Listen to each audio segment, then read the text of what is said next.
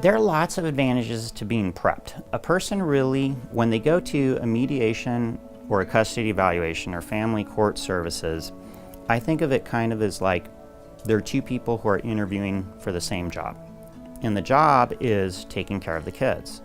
And that interviewer is really interested in hearing certain things from each of the parents that's going to give them reassurance that those parents are going to be good co-parents, that they're very familiar with their kids, that they have the time, the availability, the inclination, and whatever other special gifts they bring into the puzzle to do the best possible job for those children.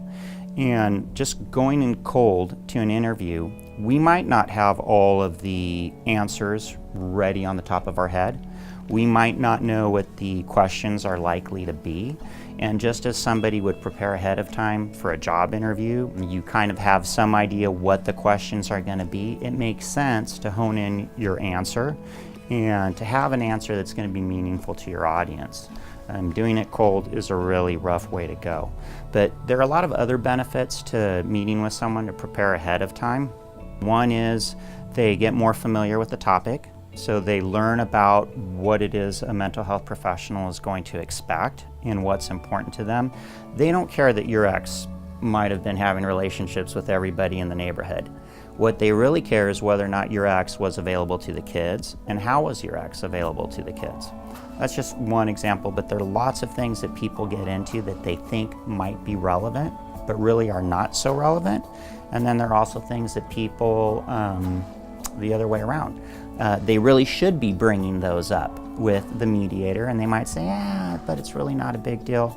Maybe it is.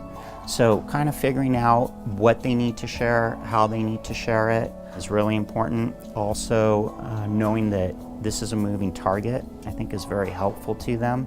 What to expect in terms of the process, how long does it take for a mediator to get back with answers, what they can do if they don't like those answers, or how they can basically manage their situation around it. There are a lot of things that go into it that just makes good sense to say, hey, what do I need to know before I go there, and how can I be at my best? The other bite at the apple usually comes 1 or 2 years down the road. So you want to give it your best shot the first time in.